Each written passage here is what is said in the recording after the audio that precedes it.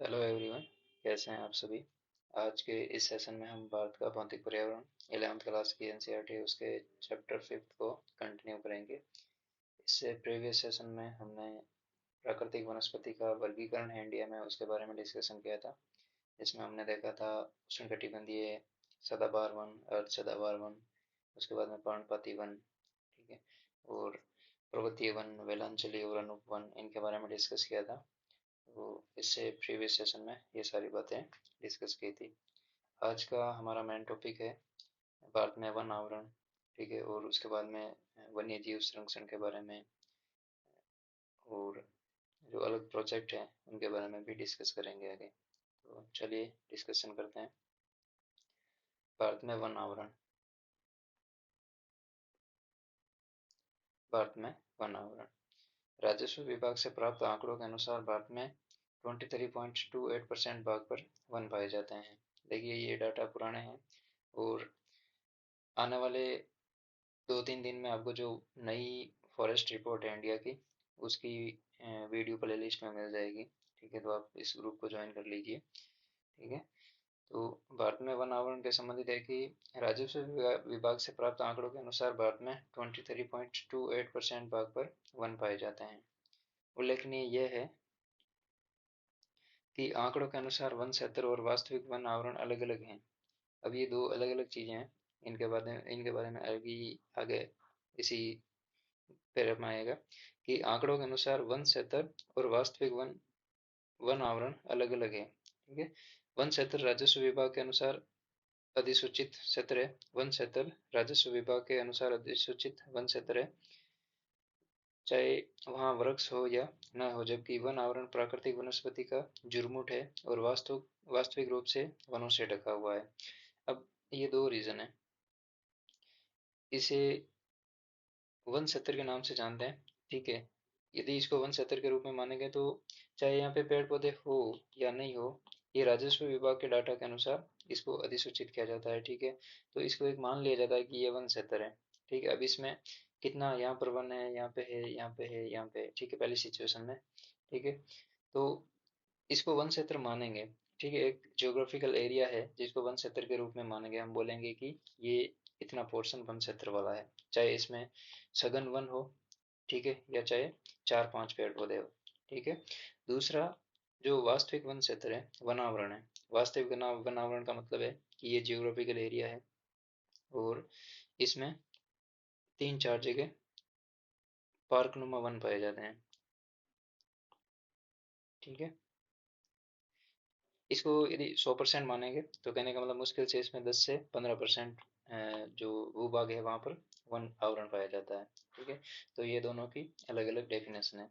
आगे बोल रहा है कि वास्तविक रूप से वनों से ढका हुआ है। ये जो जुर्मुट टाइप के हैं, ठीक है, जगह जगह फॉरेस्ट बेंच है। ठीक है, वास्तविक रूप से वनों से ढका है। वन क्षेत्र राज्यों के राजस्व विभाग से प्राप्त होते हैं, जबकि वन आवरण की पहचान वायु चित्रों और उपग्रह से प्राप्त चित्रों से की जाती है। अब जो सैटेलाइट मैपिंग होती है उनके माध्यम से वन आवरण का पता लगाया जाता है कि एक्चुअल में जियोग्राफिकल एरिया है वो कितने परसेंट वन आवरण से ढका हुआ है।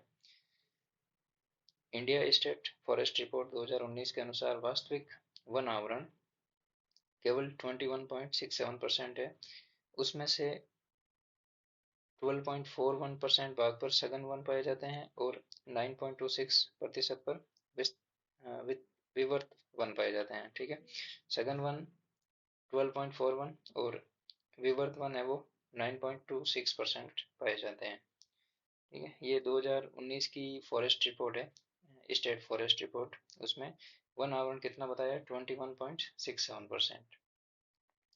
उसके बाद में नेक्स्ट है, वन क्षेत्र और वन आवरण दोनों में ही राज्यवार भिन्नता पाई जाती है। मतलब अलग अलग राज्यों में अलग अलग वन आवरण और वन क्षेत्र पाए जाते हैं। फॉर एग्जाम्पल राजस्थान का वन क्षेत्र बहुत बड़ा है, ठीक है, लेकिन वन आवरण बहुत कम है।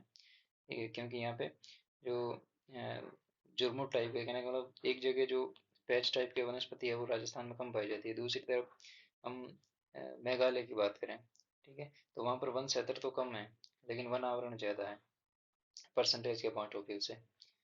भिन्नता पाई जाती है जहाँ लक्षद्वीप में वन क्षेत्र शून्य है, वहीं अंडमान और निकोबार द्वीपों में 86.93% वन क्षेत्र वन के अधीन है। 10% से अधिक वन क्षेत्र वाले राज्य मुख्य तौर पर देश के उत्तरी पश्चिमी और उत्तर भाग में स्थित है। ये राजस्थान, गुजरात, पंजाब, हरियाणा और दिल्ली है। अब फॉर एग्जांपल ये राजस्थान का मैप है, तो ये वाला पोर्शन है, ये 10% से कम क्षेत्र पर वनस्पति पाई जाती है इनमें।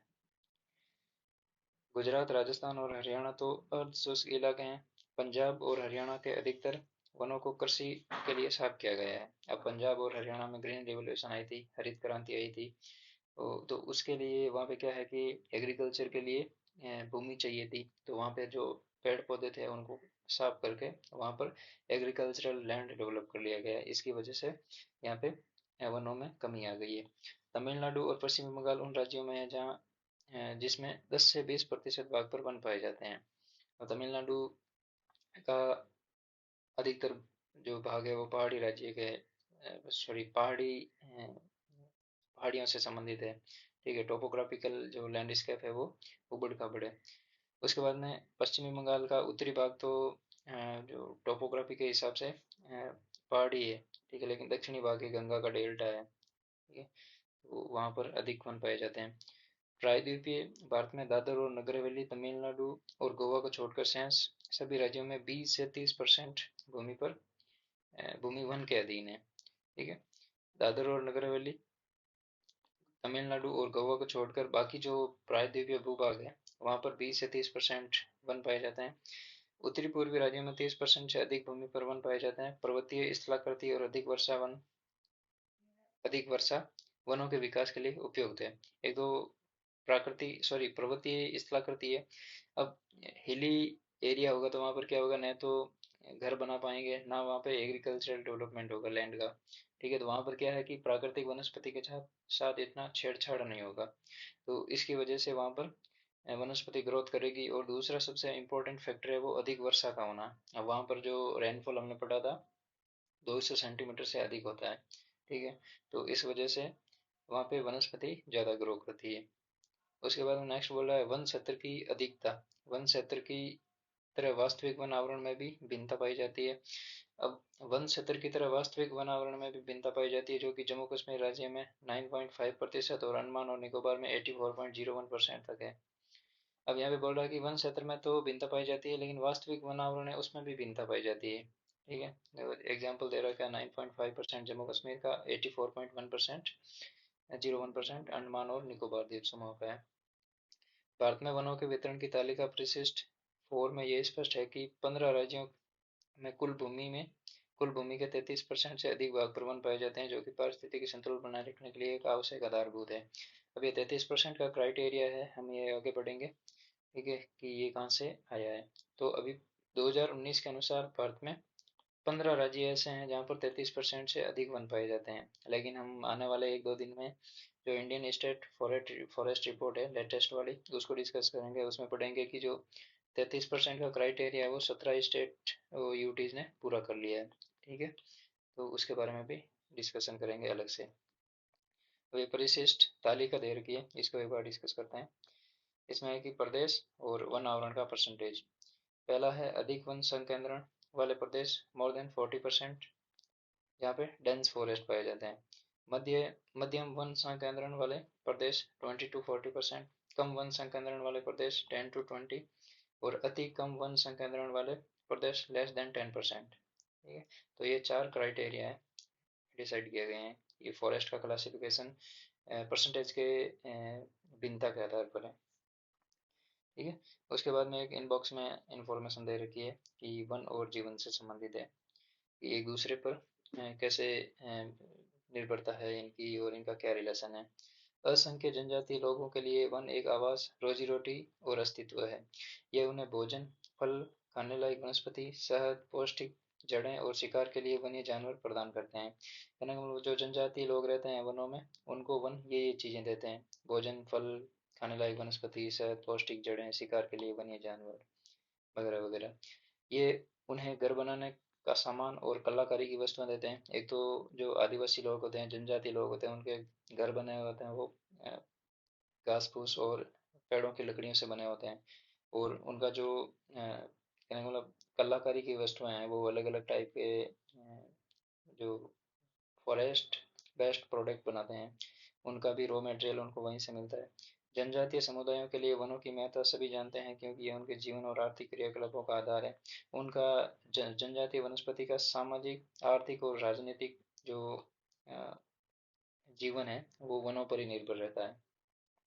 साधारणतः यह माना जाता है कि भारत में 593 जिलों में से 188 जनजातीय जिले हैं। ये जनजातीय जिले भारत के कुल भौगोलिक क्षेत्र का 33.63% हिस्सा है। ठीक है, ज्योग्राफिकल एरिया तो 33.63 है, परंतु देश में 59.61% वन आवरण इन्हीं जिलों में पाया जाता है। अब ज्योग्राफिकल एरिया तो सिर्फ 33.63 है, लेकिन ये टोटल इंडिया में 100% यदि वन आवरण माने तो उसका 59.6% कवर करते हैं। तो इसमें आप ये वन और जीवन का रिलेशन देख सकते हैं। इससे पता चलता है कि जनजातीय जिले वन संपदा के धनी हैं। वनों और वनस्पति जनजाति समुदायों में घनिष्ठ संबंध है और इसमें से एक का विकास दूसरे के बिना असंभव है। यदि वन का विकास करना है तो वहाँ पर रहने वाले जीवन का भी अच्छे से सुचारू रूप से विकास होना जरूरी है, उनकी ग्रोथ होना जरूरी है।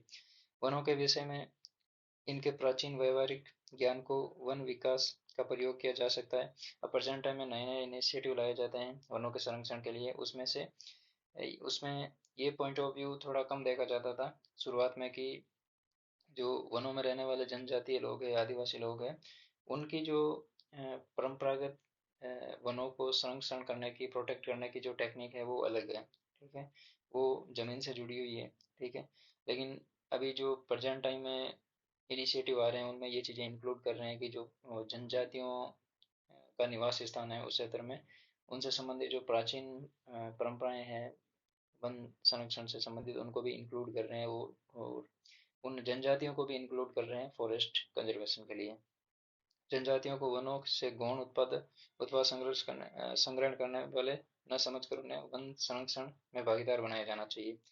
कहने का मतलब जनजातियों का मैं तो पहले इतना ही समझा जाता था कि वह गौण उत्पादक है, उनको संग्रहण करेंगे, खाएंगे और मजे करेंगे, लेकिन प्रेजेंट टाइम में ये जो थ्योरी है उसको अवॉइड किया जा रहा है और उनको वन संरक्षण के लिए भागीदार बनाया जा रहा है उन प्रोजेक्ट में, उन इनिशिएटिव में।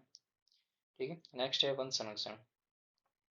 अब वनों का जीवन और पर्यावरण के साथ जटिल संबंध है। वनों का जीवन और पर्यावरण के साथ जटिल संबंध है। वन प्रत्यक्ष और अप्रत्यक्ष रूप से बहुत आर्थिक व सामाजिक लाभ पहुंचाते हैं।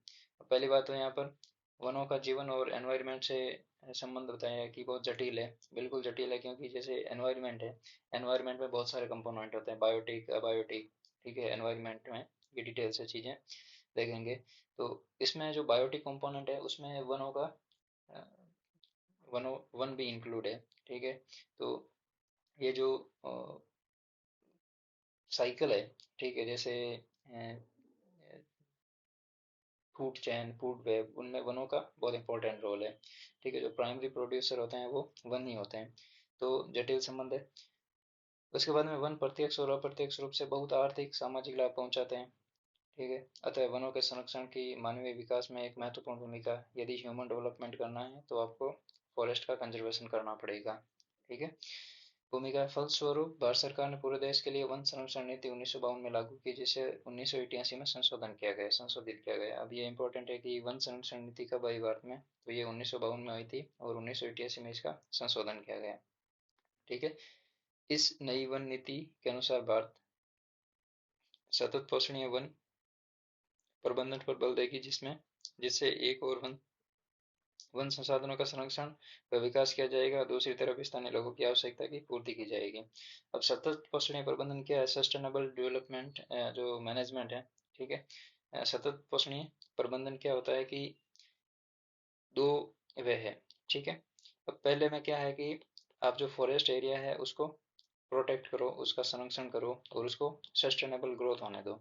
और दूसरा क्या है कि इस फॉरेस्ट रीजन पर जो बेस्ट कम्युनिटी है उसकी डिमांडों को भी साथ में पूरी करते जाओ। ठीक है, तो ये है सतत पोषणीय प्रबंधन। इस वन नीति के अनुसार निम्नलिखित उद्देश्य हैं, जिसमें पहला है देश में 33% भाग पर वन लगाना, जो वर्तमान राष्ट्रीय स्तर से 6% से अधिक है। ये सॉरी, ये 1951-52 की बात है, जब पहली फॉरेस्ट नीति आई थी, उस टाइम की बात है। ठीक है, तो इसका टारगेट था 33% बाघ पर वन लगाना। अभी हमने पीछे जो स्टेट फॉरेस्ट रिपोर्ट है 2019 की, उसमें पढ़ा था कि टोटल 15 राज्य है जो 33% से अधिक अ, वन पाए जाते हैं उनमें। ठीक है, और जो लेटेस्ट फॉरेस्ट रिपोर्ट है उसमें 17 स्टेट या यूटीज है जिनका टारगेट ये पूरा कर लिया है। उसके बाद में पर्यावरण संतुलन बनाए रखना और पारिस्थितिकी असंतुलन असंतुलित क्षेत्रों में वन लगाना। पर्यावरण संतुलन बनाए रखना और पारिस्थितिकी असंतुलन क्षेत्रों में वन लगाना, कहने का मतलब जिस रीजन में फॉरेस्ट एरिया अच्छा है वहां पर उनको प्रोटेक्ट करना, उनको बैलेंस्ड रखना। ठीक है, लेकिन जिस क्षेत्र में वन कम है वहां पर और अधिक पेड़ पौधों को बढ़ावा देना। तीसरी बात है देश की प्राकृतिक धरोहर, जैव विविधता तथा आनुवंशिक पूल का संरक्षण करना। ठीक है, ये तीन चार चीजें इंपॉर्टेंट है कि एक तो प्राकृतिक धरोहर है, जैसे फॉर एग्जांपल कोई फॉरेस्ट में कोई टेम्पल है या कोई अलग किस्म की विशिष्ट प्रकार की पेड़ पौधों और जीव जंतुओं की वनस्पतियां हैं, उनको प्रोटेक्ट प्रोटेक्ट करने के लिए। ठीक है, दूसरा है जैव विविधता, बायोडाइवर्सिटी को कंजर्व करना। और आनुवंशिक पूल का मतलब है कि जैसे फॉर एग्जांपल इंडिया के वेस्टर्न घाट में कुछ ऐसी प्रजातियां हैं जिनका जो डेवलपमेंट ग्रोथ करने की क्लाइमेटिक कंडीशन है वो विश्व में सिर्फ और सिर्फ वेस्टर्न घाट में ही है। ठीक है, तो उनके जो बीज होते हैं और जो उनका रीजन होता है ग्रोथ का, और उनकी जो क्लाइमेटिक कंडीशन होती है ग्रोथ की, for example temperature, rainfall, humidity. ठीक है, उसके बाद में जो मृदा से संबंधित कारक है।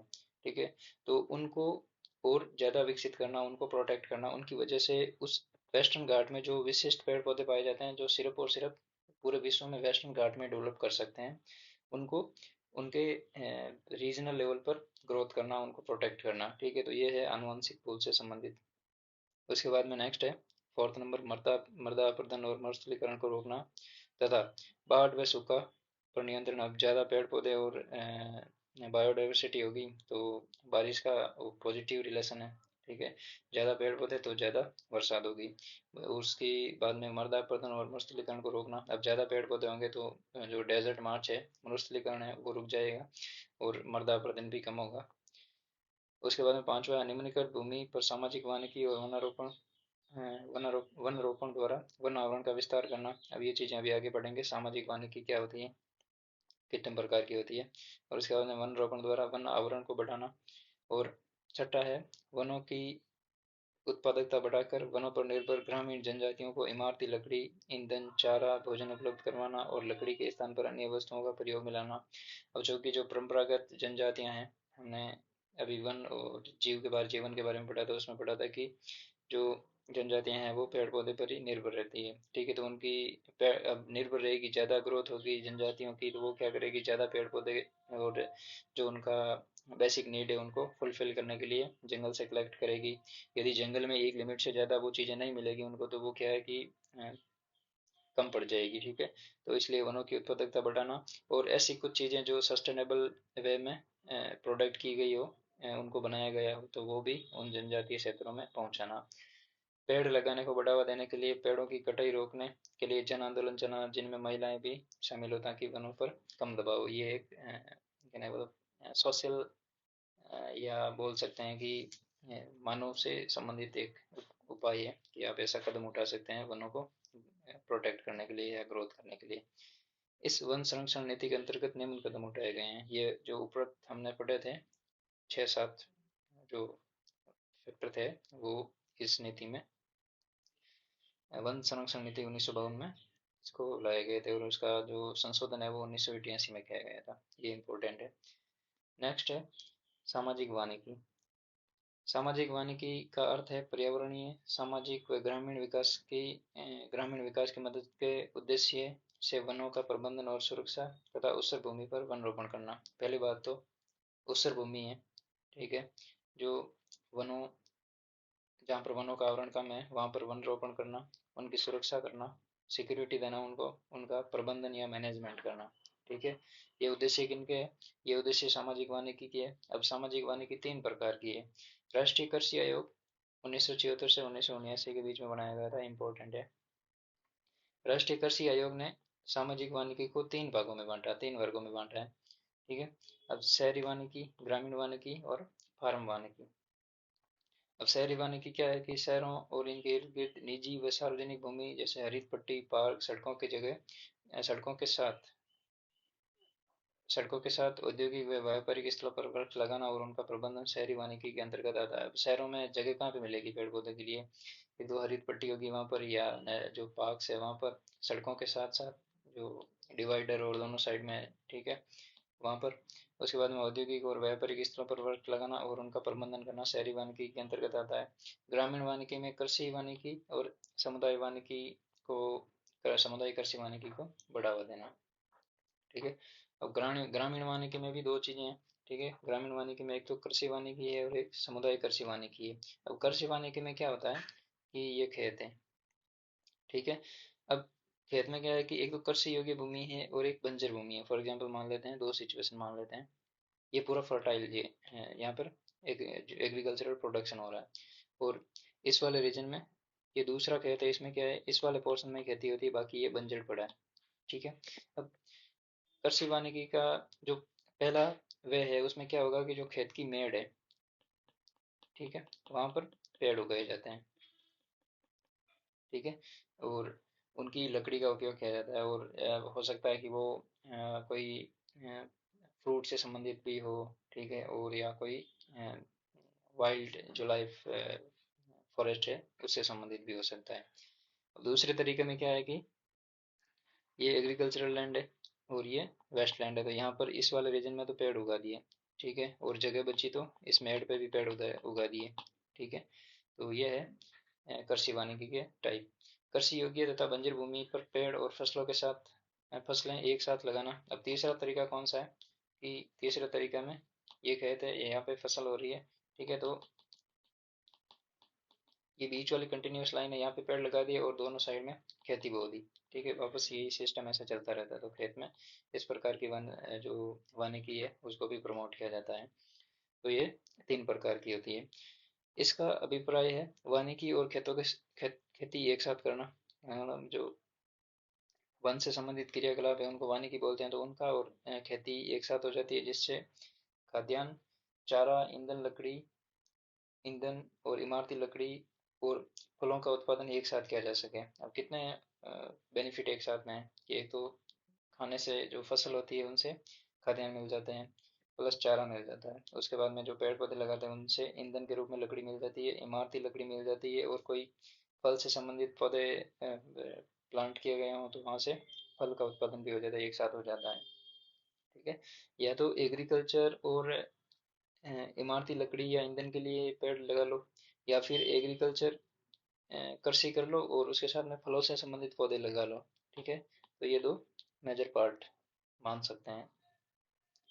उसके बाद में समुदाय वानिकी में सार्वजनिक भूमि नेक्स्ट है। समुदाय वानिकी, समुदाय वानिकी में सार्वजनिक भूमि जैसे गांव, चारागाह, मंदिर भूमि, सड़कों के दोनों ओर, नहर किनारे, रेल जो पट्टी है के साथ रेल पट्टी के साथ पटरी और विद्यालयों में पेड़ लगाना शामिल है। तो सामुदायिक वानिकी में जो सोशल कम्युनिटी होती है वो पार्टिसिपेट करती है।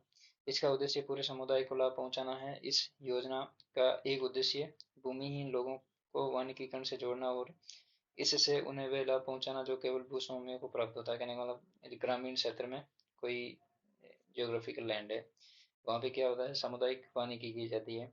अब पूरे जो गांव की कम्युनिटी है वो इसमें पार्टिसिपेट करेगी, तो जो इसका आउटकम होगा उसका बंटवारा भी सभी ग्रामीण में किया जाएगा। पहली चीज तो ये हो गई। दूसरी चीज क्या है कि गांव में ऐसे बहुत सारे लोग हैं जिनके पास जमीन नहीं है, तो उनको क्या है कि जो सामुदायिक वानिकी है उसमें उनको प्रायोरिटी दी जाती है कि आप इनसे जो लाभ हो रहे हैं, यदि उनका प्रॉपर देख रेख करो और ज़्यादा टाइम दो इनको, तो आपको जो प्रॉफिट होगा वो ज़्यादा दिया जाएगा। ठीक है। तो ये है सामाजिक वानिकी। उसके बाद में फार्म वानिकी। फार्म वानिकी के अंतर्गत किसान अपने खेती में व्यापारिक महत्व वाले तथा दूसरे पेड़ लगाते हैं। वन विभाग इसके लिए छोटे और मध्यम किसानों को निःशुल्क पौधे उपलब्ध करवाता है, और इस योजना के तहत कई तरह की भूमि जैसे खेतों की मेड़, चारागाह, घास स्थल, घर के पास पड़ी खाली जमीन और पशुओं के बाड़े में भी पेड़ लगाए जाते हैं। अब फार्म वानिकी क्या होती है कि ये किसी व्यक्ति का पर्सनल भूमि का टुकड़ा है। ठीक है, तो यहाँ पर क्या करेगा, या तो ये पूरे खेत में पेड़ लगाएगा या फिर इसकी मेड़ पर पेड़ लगाएगा। ठीक है, और यहाँ पर ये अलग स्थान दे रखे हैं, जैसे घास स्थल घर के पास बड़ी खाली जमीन या पशुओं के बाड़े में, ठीक है, पेड़ लगाएगा। और जो वन विभाग है लोकल लेवल पर वो इसको सपोर्ट करेगा। ठीक है, तो ये पर्टिकुलर इंडिविजुअल एफर्ट है फार्म बनाने की।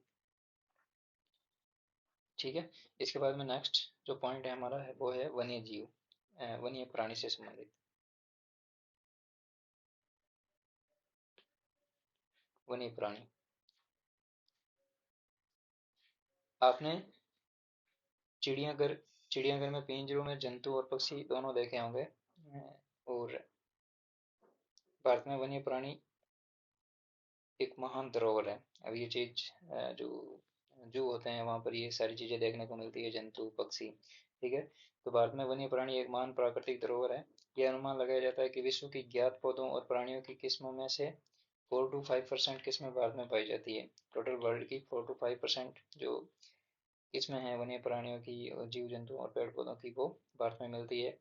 हमारे देश में इतने बड़े पैमाने पर जैव विविधता पाए जाने का कारण यहाँ पर पाए जाने वाले विभिन्न प्रकार के पारिस्थितिकी तंत्र हैं। अब हमने जब दूसरा चैप्टर डिस्कस किया था, तो उसमें हमने ज्योग्राफिकल लैंडस्केप की जो वेरिएबिलिटी है, ठीक है, विविधता है, ठीक है, उसके बारे में डिस्कस किया था।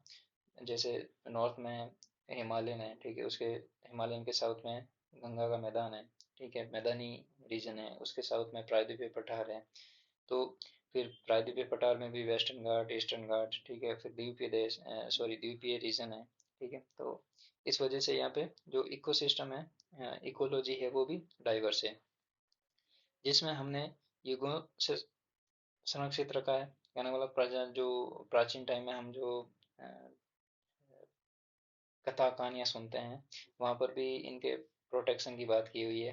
ठीक है, तो उससे समय के साथ पारिस्थितिकी तंत्रों के आवास पारिस्थितिकी पारिस्थितिकी तंत्रों के आवास मानव क्रियाओं द्वारा प्रभावित हुए हैं, और परिणाम स्वरूप जैव प्रजातियों की संख्या में काफी कमी हो गई है। कुछ जैव प्रजातियां तो लुप्त होने के कगार पर है। तो प्रोटेक्ट तो किया हमने, संरक्षण में रखा, ठीक है, लेकिन मानव क्रिया द्वारा प्रभावित हुए पर हम कालांतर में क्या हुआ, धीरे धीरे एग्रीकल्चरल पॉइंट ऑफ व्यू से बोल दो या ह्यूमन सेटलमेंट से संबंधित बोल दो, तो जो फॉरेस्ट रीजन था उनका एनक्रोचमेंट हुआ और उसकी वजह से कुछ प्रजातियां लुप्त हो गई। उसके बाद में वन्य प्राणियों की संख्या कम होने का मुख्य कारण क्या क्या है, अब यहाँ पे कुछ पॉइंट दे रखे हैं। औद्योगिक और तकनीकी विकास के कारण वनों के दोहन में तेज गति हुई। खेती, मानव बस्ती, सड़कों, खदानों, जलाशयों इत्यादि के लिए जमीन से वनों को साफ किया गया। तीसरा है स्थानीय लोगों ने चारे, ईंधन, इमारती लकड़ी के लिए वनों से पेड़ काटे और वनों पर दबाव बढ़ाया। कहने का लोग काटते ही रहे, वापस नए पेड़ नहीं लगाए उनके स्थान पर।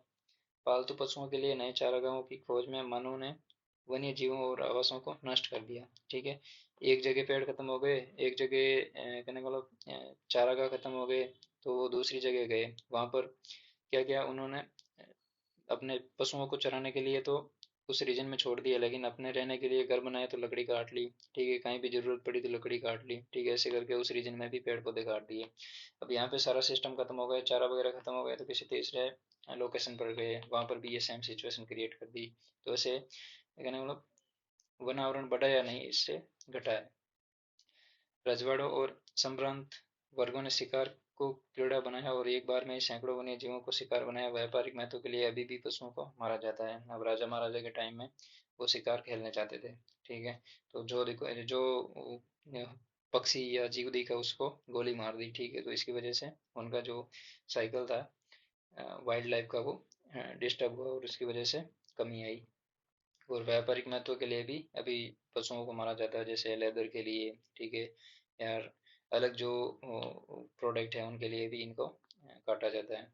उसके बाद में जंगलों में आग लगने से भी वन और वन्य प्राणियों की प्रजातियां नष्ट हो जाती है। ठीक है, बस समय समय पर सुनते हैं, जिससे ये क्लाइमेट चेंज का इम्पैक्ट हो सकता है। रीजनल लेवल पर भी कुछ कारण हो सकते हैं। ठीक है, जैसे फॉर एग्जांपल जूम कल्टीवेशन है, इस रीजन में आग लगी जाती है कि हमें इतना रीजन चाहिए, लेकिन आग बेकाबू हो जाती है और दूसरे आसपास वाले पूरे रीजन को अपने चपेट में ले लेती है, तो ये बढ़ती जाती है आगे।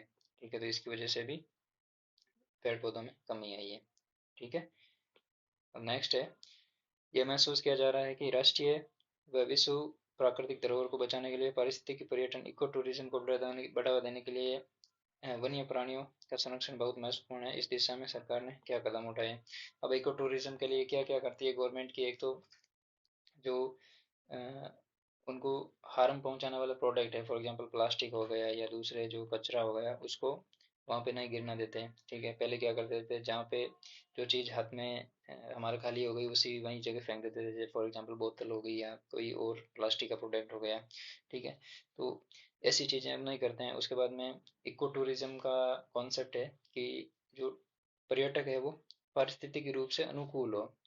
जो फॉरेस्ट है या कोई लैंडस्केप है, वहाँ पर यदि टूरिस्ट के रूप में जाए तो वहाँ पे जंगली पेड़ पौधे और जीव जंतु को नुकसान नहीं पहुंचाए। ठीक है, लिमिट में रहकर वहाँ पे अपना जो पर्यटन से संबंधित उद्देश्य है उसको पूर्ण करें।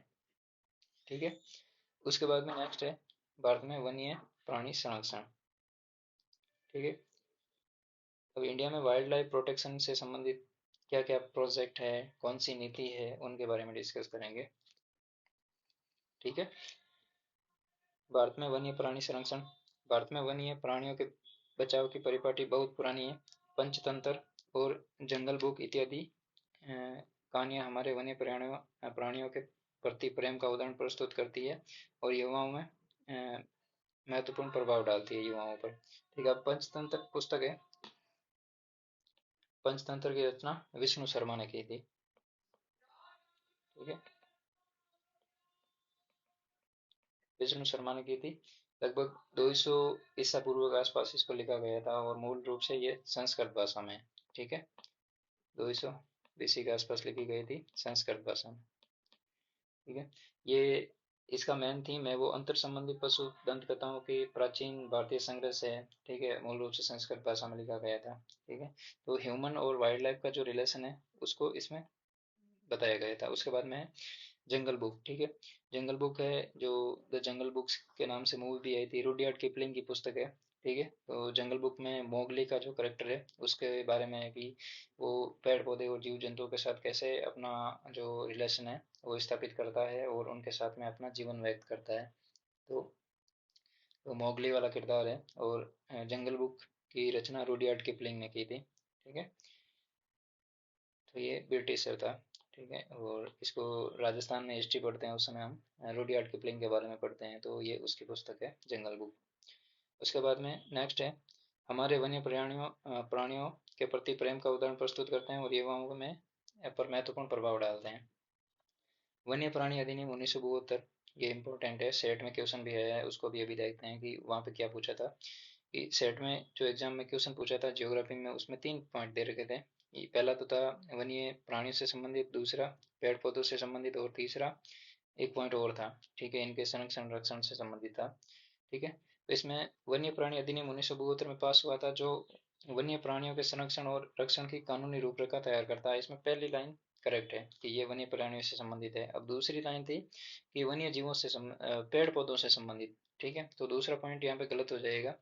ठीक है, पेड़ पौधों से संबंधित बात है जो आगे 1971 में संशोधन किया गया और इसमें कुछ पौधों की प्रजातियों को बचाने तथा संकटपन प्रजातियों के संरक्षण का प्रावधान किया गया था। ठीक है, तो इससे संबंधित है, तो इसमें केवल एक ही राइट होगा। ठीक है, ये बोल रहा है कि वन्य प्राणी अधिनियम 1972 में पास हुआ, जो वन्य प्राणियों के संरक्षण और रक्षण की कानूनी रूपरेखा तैयार करता है। इस अधिनियम के 2 महत्वपूर्ण उद्देश्य हैं। अधिनियम के तहत अनुसूची में सूचीबद्ध संकटबंद प्रजातियों की सुरक्षा प्रदान करना तथा नेशनल पार्क, पशु विहार और पशु विहार जैसे संरक्षण क्षेत्रों को कानूनी सहायता प्रदान करना। अब पहला इसका काम तो क्या है कि जो सूचीबद्ध संकटबंद प्रजातियां हैं उनका संरक्षण करना, उनको प्रोटेक्ट करना। और दूसरा इसका कारण है, दूसरा इसका पार्ट है वो है कि नेशनल पार्क, पशु विहार, वाइल्ड लाइफ सेंचुरीज और संरक्षित क्षेत्रों। ठीक है, जो प्रोटेक्टेड एरिया है उनको कानूनी सहायता प्रदान करना, लीगल जो एड है वो पूरी करना।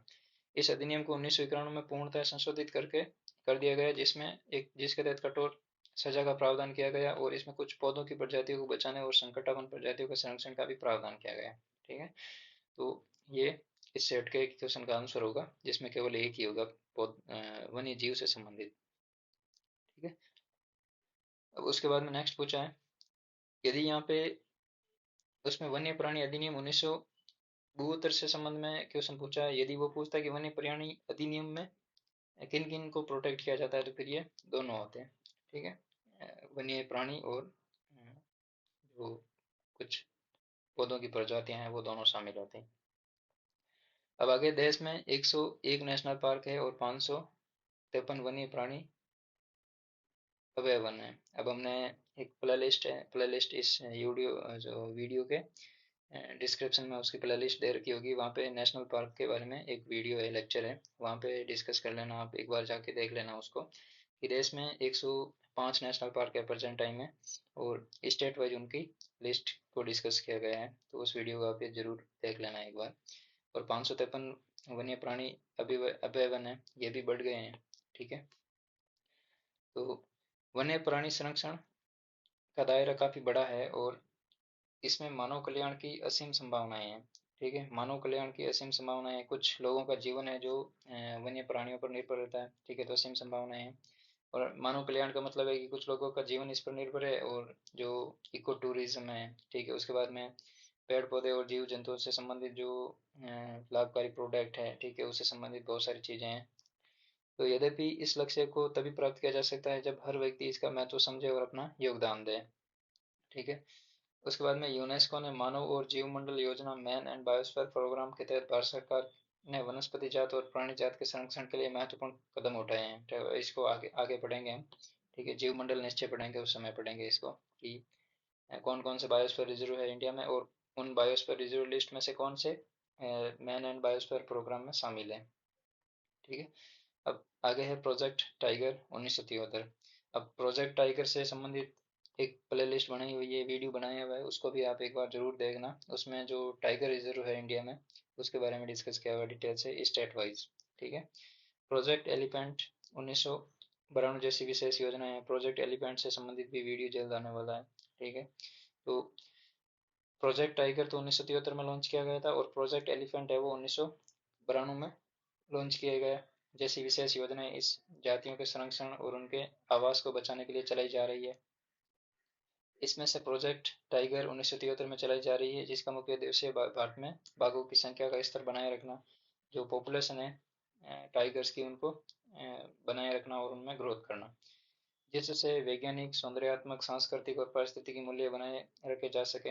अब वैज्ञानिक, सौंदर्यात्मक, सांस्कृतिक और पारिस्थितिक मूल्य बनाए रह, अब जैसे फॉर एग्जांपल एक बाघ है, उसका पारिस्थितिक मूल्य क्या है कि वो जो इकोलॉजिकल चेन है उसको सतत रूप से चलने में सहयोग करता है। सांस्कृतिक महत्व क्या है कि बाघ को, जैसे फॉर एग्जांपल जो हिंदू धर्म में बाघ को एक ठीक है, क्या बोल सकते हैं, देवता के रूप में चिन्हित किया गया, देवी के रूप में चिन्हित किया गया। ठीक है, और सौंदर्यात्मक क्या है कि जो पर्यटन होते हैं वो बाघों को देखने के लिए जाते हैं, उनकी बाघों की ब्यूटी को देखने के लिए जाते हैं। ठीक है, तो सौंदर्यात्मक हो गया। और वैज्ञानिक संबंध है कि इनका जो ठीक है, इनका ग्रोथ, डेवलपमेंट, इनसे संबंधित चीजें हैं। ठीक है, तो उसके बाद में नेक्स्ट स्टेप, इससे प्राकृतिक धरोहर को संरक्षण मिलेगा, जिसका लोगों को शिक्षा और मनोरंजन के रूप में फायदा मिलेगा। शुरू में ये योजना 9 बाघ निश्चयों से शुरू की गई थी। ये फैक्ट है, क्वेश्चन पूछ सकते हैं कि जो बाघ परियोजना है वो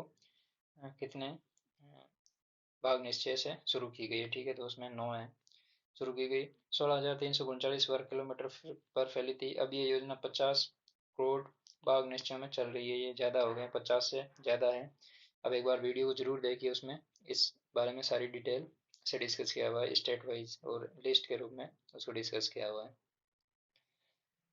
इनका क्षेत्रफल 71,027.10 वर्ग किलोमीटर है और 18 राज्यों में व्याप्त है। देश में बाघों की संख्या 2006 में 1411 से बढ़कर 2020 में 2963 हो गई है, जो विश्व के कुल बाघ संख्या की 70% है। ठीक है, और जो बाघों से संबंधित जो रिपोर्ट है उसको भी हम एक बार डिस्कस करेंगे, और उसकी हिस्ट्री को, और प्रेजेंट टाइम में जो लेटेस्ट रिपोर्ट है उसमें बाघों की संख्या क्या है, स्टेट वाइज कौन से स्टेट में ज़्यादा है। ठीक है, और कौन से टाइगर रिजर्व में सबसे ज़्यादा बाघ पाए जाते हैं, उनके बारे में भी डिस्कस करेंगे। ठीक है, उसके बाद में ये योजना मुख्य रूप से बाघ केंद्रित है, परंतु फिर भी पारिस्थितिकी तंत्र की स्थिरता पर जोर दिया जाता है। कहने मतलब मेन फोकस तो बाघों पर है, लेकिन फिर भी पारिस्थितिकी तंत्र पर स्थिरता पारिस्थितिकी तंत्र की स्थिरता पर भी जोर दिया जाता है। क्यों दिया जाता है कि एक बाघ है, ठीक है, वो जंगल में घूमता है, ठीक है। अभी बाघ बाघ पे ज्यादा फोकस करेंगे, कोई पेड़ पौधे काट के ले जाएगा, ठीक है। तो इस पूरे रीजन में बाघ के साथ साथ में इसकी जो क्लाइमेटिक कंडीशन है, उसकी इकोलॉजिकल कंडीशन है इस रीजन की, उस पर भी फोकस किया जाता है, ठीक है, बाघ के घर के रूप में। बाघों की संख्या का स्तर काफी स्तर तभी ऊंचा रह सकता है जब पारिस्थितिकी तंत्र के विभिन्न पोषण स्तरों और इनकी भोजन कड़ी को बनाए रखा जाए। अब ये कोई जियोग्राफिकल एरिया है, उसको बाघ से संबंधित संरक्षित किया गया है, ठीक है। अब यहाँ पर माना कि 10 बाघ घूम रहे हैं इस रीजन में। अब टाइगर प्रोजेक्ट का मेन फोकस तो बाघों पर होगा, टाइगर पर होगा, ठीक है। अब दूसरी कौन कौन से कंपोनेंट है जिस पर फोकस रखेंगे? एक तो पेड़ पौधे, जीव जंतु, और ये बाउंड्री है इसके अंदर में कोई घुस ना पाए दूसरा व्यक्ति, और पेड़ पौधे या फिर बाघ कोई नहीं मार दे, ठीक है। और दूसरा कंपोनेंट होगा कि यहाँ पर वो जो अदर जीव है, ठीक है, जिन पर बाघ अपना भोजन के रूप में निर्भर होते हैं, तो उनको भी प्रोटेक्ट करना, उनकी भी ग्रोथ करना, ठीक है। तो ये एक दूसरे से इंटरलिंक है सारी चीजें। बाघ, पेड़ पौधे, जीव जंतु, ये सारी चीजों का ध्यान रखा जाता है। इसके अलावा भारत सरकार द्वारा कुछ और परियोजना जैसे मगरमच्छ प्रजनन परियोजना, अंगुल परियोजना और हिमालय कस्तूरी मृग परियोजना भी चलाई जा रही है, ठीक है। ये अदर प्रोजेक्ट है, मगरमच्छ प्रजनन परियोजना, अंगुल परियोजना, कस्तूरी मृग परियोजना, ठीक है। अब अगला टॉपिक इंपॉर्टेंट है जिसमें जीवमंडल निश्चय के बारे में है, ठीक है।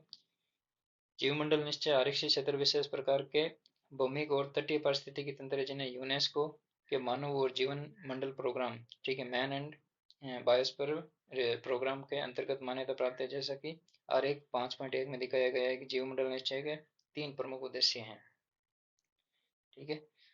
5.1, एक मिनट, 5.1 यहाँ तो आस पास में नहीं है,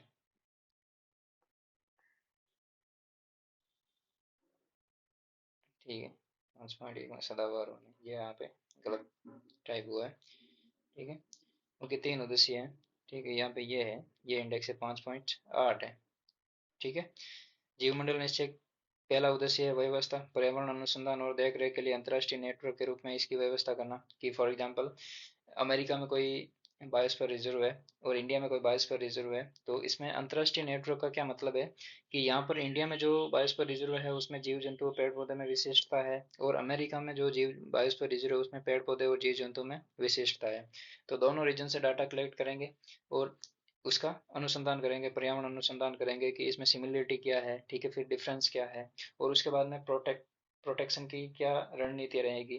तो ऐसे विश्व में और अन्य बायोस्फीयर रिजर्व है किसी देश में, तो वहाँ पर रिसर्च करने किए बिना ही वहाँ पर कुछ जो प्रोटेक्शन से संबंधित पॉलिसी हैं वहाँ पे इम्प्लीमेंट कर सकते हैं।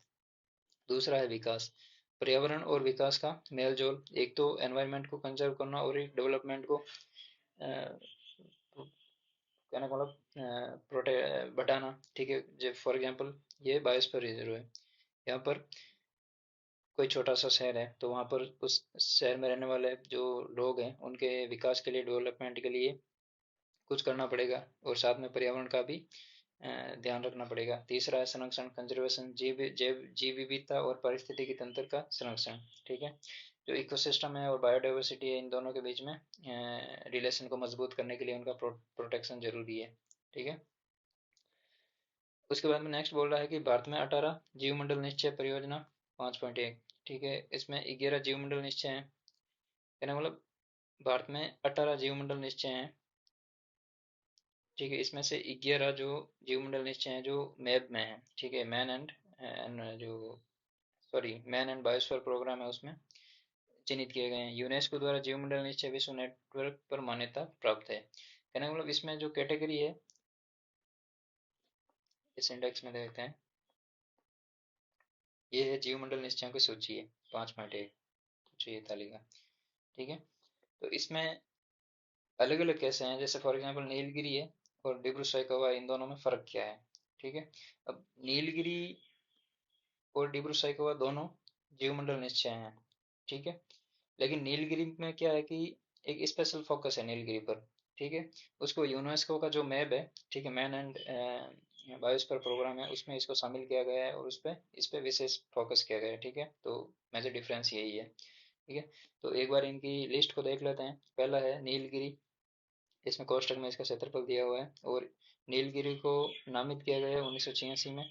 और इसका रीजन है वो कौन कौन सा है, तमिलनाडु, केरल और कर्नाटका वाला रीजन है। नंदा देवी 1988 उत्तराखंड में स्थित है। नोकरेक 1988 मेघालय में स्थित है। मानस असम में स्थित है 1989 में, 1989 में इसको बनाया गया था। सुंदरवन बंगाल में, पश्चिमी बंगाल में 1989 में बनाया। मन्नार की खाड़ी 1989। तमिलनाडु के उत्तर में रामेश्वरम द्वीप से दक्षिण में कन्याकुमारी तक विस्तृत मन्नार की खाड़ी का भारतीय भाग। ठीक है, उसके बाद में ग्रेट निकोबार 1989 अंडमान निकोबार और सुदूर दक्षिणी द्वीप है, अंडमान निकोबार द्वीप समूह में स्थित है। सिमलीपाल ओडिशा में स्थित है, 1994 में इसको बनाया गया है। मयूरभंज जिले में स्थित है। डिब्रू सैखोवा 1997 असम में स्थित है। ठीक है, दिहांग देबांग अरुणाचल प्रदेश के सियांग और देबांग जिले का भाग है, 1998 में। पंचमंडी 1999 पंचमंडी मध्य प्रदेश में स्थित है। कंचनजंगा ये उत्तरी और पश्चिमी उत्तर और पश्चिमी सिक्किम में स्थित है, 2000 में इसको चिन्हित किया गया। अगस्त्यमलाई 2001 केरल के अगस्त्यमलाई पहाड़ियों में स्थित है। अचनकमर अमरकंटक 2005 में मध्य प्रदेश के अन्नूपुर व दीनदोरी जिलों के भाग और छत्तीसगढ़ के बिलासपुर जिले में। ठीक है, कहने वालों एमपी और छत्तीसगढ़ वाले रीजन में स्थित है ये। उसके बाद में नेक्स्ट है कच्छ, 2008 में बनाया था और गुजरात में है। ठीक है, गुजरात के राजकोट, सुंदरनगर और पाटन जिले में। ठंडा मरुस्थल 2009 में बनाया गया था, हिमाचल प्रदेश में स्थित है।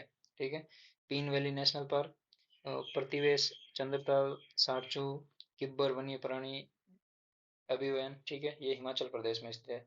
शेषाचलम, शेषाचलम कहाँ पे है, पूर्वी घाट के शेषाचलम की पहाड़ियाँ आंध्र प्रदेश के चित्तूर तथा कडप्पा जिले में जिले के भाग है, 2010 में इसको चिन्हित किया गया है। उसके बाद में पन्ना है वो एमपी में, मध्य प्रदेश के पन्ना और छतरपुर जिले का भाग है, 2011 में लेटेस्ट। ठीक है, 18वां इंपॉर्टेंट है, लेटेस्ट है। और सबसे पहला है नीलगिरी। ठीक है, तो ये है।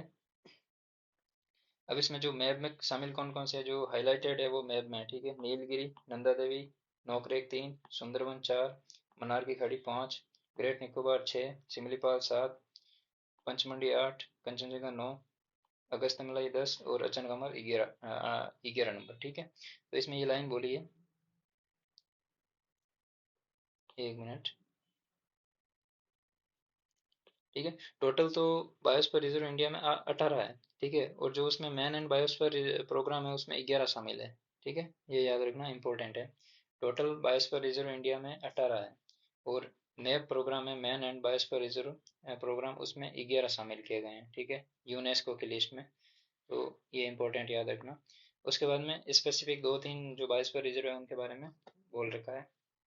पहला है नीलगिरी जीवमंडल निश्चय, इसकी स्थापना 1986 में की गई थी। भारत का सबसे पहला जीवमंडल निश्चय है। इस निश्चय में वायनाड वन्य जीव सुरक्षित क्षेत्र, नागरहोल, बांदीपुर, मदुमलाई, नीलम्बूर का सारा वन क्षेत्र वन से ढका ढाल, ऊपरी नीलगिरी पठार, साइलेंट वैली, सिंधुवानी पहाड़ियां शामिल है। इस जीवमंडल निश्चय का कुल क्षेत्रफल 5520 वर्ग किलोमीटर, ये इंपॉर्टेंट है। ठीक है, ये नागरहोल, बांदीपुर, मदुमलाई, ठीक है, और उसके बाद में साइलेंट वैली और सिंधुवानी की पहाड़ियाँ। ठीक है, फैक्चुअल क्वेश्चन बन सकते हैं इसमें से। ठीक है, जैसे ये रहा नीलगिरी, अगस्त्यमलाई, मनार की खाड़ी। ठीक है, उसके बाद में पंचमंडी, अमरकंटक, अचनकमर अमरकंटक, सिमलीपाल उड़ीसा, नोकरेक मेघालय, असम में मानस, डिब्रू सैखोवा, देहांग देबांग अरुणाचल प्रदेश में, कंचनजंगा सिक्किम, नंदा देवी यहाँ पे उत्तराखंड में स्थित है। ठीक है, कोल्ड डेजर्ट यहाँ पे लद्दाख वाले रीजन में। ठीक है, ठंडा रेगिस्तान। ठीक है, उसके बाद में ग्रेट निकोबार। तो ये है। उसके बाद में नीलगिरी जीवमंडल निश्चय के विभिन्न प्रकार के आवास और मानव क्रियाओं द्वारा कम प्रभावित प्राकृतिक वनस्पति और सूखी झाड़ियां जैसे शुष्क और आर्द्र पर्णपाती वन, अर्ध सदाबहार, आदर्श सदाबहार वन पाए, सदाबहार, सोलास, घास के मैदान, दलदल पाए जाते हैं। हमने जो इसी चैप्टर में प्रीवियस सेशन में हमने पढ़ा था, सोलास वन शीतोष्ण कटिबंधीय घास के मैदान है, नीलगिरी के ऊपरी रीजन में, नीलगिरी पहाड़ी के ऊपरी रीजन में। दलदल शामिल है। यहाँ पर दो संकट वन प्राणी प्रजातियां नीलगिरी तहार और सेठ जैसी दुम वाले बंदर की सबसे अधिक संख्या पाई जाती है। नीलगिरी निश्चय में हाथी, बाघ, गोर, सांबर, चीतल जानवरों की दक्षिणी भारत में सबसे ज्यादा संख्या कुछ संकटापन और क्षेत्रीय विशेष पौधे पाए जाते हैं। इस क्षेत्र में कुछ ऐसी प्रजातियां हैं जो प्रजाति का आवास भी स्थित है, जो पर्यावरण के साथ सामंजस्य करके रहने के लिए विख्यात है। ठीक है, तो ये नीलगिरी से संबंधित है। इस जीवमंडल की स्थलाकृति उबड़ खाबड़ है और समुद्र तल से ऊंचाई 250 से 2650 मीटर तक, ठीक है। पश्चिमी घाट पर पाए जाने वाला 80% फूलदार पौधे इसी जीवमंडल निश्चय में मिलते हैं। ठीक है, उसके बाद में नेक्स्ट है नंदा देवी जीवमंडल निश्चय। नंदा देवी जीवमंडल निश्चय उत्तराखंड में स्थित है, जिसे चमोली, अल्मोड़ा, पिथौरागढ़, बागेश्वर जिले का भाग शामिल है। यहाँ पर मुख्यतः शीतोष्ण कटिबंधीय वन पाए जाते हैं। वन की प्रजातियां पाई जाती हैं जिसमें सिल्वरवुड, लेटिफोली, ऑर्चिड, रोडेडोंड्रॉन शामिल है। ठीक है, हमने ये पर्वतीय वन पढ़ा था, उसमें 3000 से 4000 की ऊंचाई पर जो वनस्पति पड़ी थी, ठीक है, वहाँ पे रोडोडेंड्रॉन टाइप के पौधे भी शामिल है।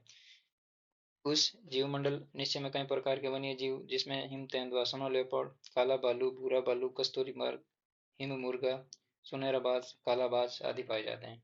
ठीक है, यहाँ पारिस्थितिकी तंत्रों को मुख्य खतरा संकटपन पौधों प्रजातियों की दवा के लिए इकट्ठा करना, दावानल, ठीक है, और पशुओं का व्यापारिक उद्देश्य के लिए शिकार किया जाना। ठीक है, तो अब इस जो नीलगिरी सॉरी जो नंदा देवी बायोस्फीयर रिजर्व है, इसमें जो संकट क्या है कि एक तो जो संकटापन प्रजाति है, ठीक है, जो एंडेंजर्ड स्पीसीज है, उनका जो पौधों की प्रजाति है उनका दवा के लिए प्रयोग करना, ठीक है, औषधि के रूप में उपयोग करना।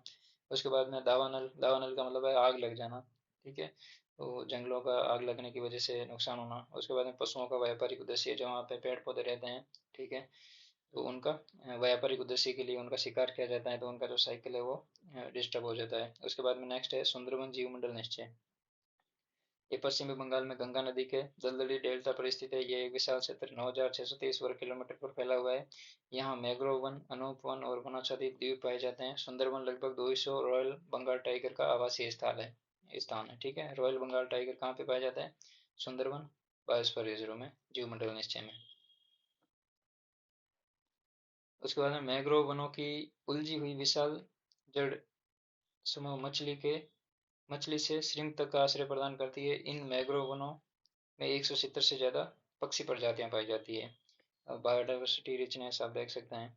ठीक है, मछली, श्रिम्प या 170 से ज़्यादा पक्षियों की प्रजातियां पाई जाती है। स्वयं को लवणीय और ताज़ा जल पर्यावरण के अनुरूप डालते हुए बाघ पानी में तैरते हैं, और चित्तल, भौंकने वाले मर, बार्किंग डियर, जंगली सुअर, यहाँ तक कि लंगूरों जैसी दुर्लभ दुर्लभ शिकार भी कर लेते हैं। ठीक है, जो ये टाइगर है, बाघ है, ठीक है, ये इनके शिकार करते हैं। ठीक है, सुंदरवन के मैंग्रोव वनों में हेरी हेरिसिएरा फोमजी, ठीक है, सॉरी फोमिज, और बेशकीमती इमारती लकड़ी भी पाई जाती है। ये एक मैंग्रोव वन है। ठीक है, हेरिसिएरा हेरिसिएरा फोमिज, ये इंपॉर्टेंट है।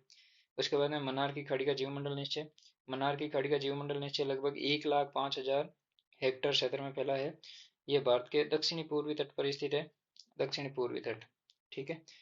समुद्री जीव विविधता के मामले में यह क्षेत्र विश्व का सबसे धनी क्षेत्रों में से एक है। यह जीवमंडल निश्चय 21 द्वीपों के साथ इन अनेक ज्वारनदमुख, पुलीन, तटीय पर्यावरण के जंगल, समुद्री घास, प्रवाल द्वीप, लवणीय अनूप और मैंग्रोव पाए जाते हैं। अभी इसकी विविधता देखिए, पहला है ज्वारनदमुख, जो एस्चुरी बनाती है नदियाँ। उसके बाद में पुलिन, जो समुद्री बीच होते हैं, ठीक है, और तटीय पर्यावरण के जंगल, जो कोस्टल बेल्ट में जो फॉरेस्ट एरिया होता है वो है।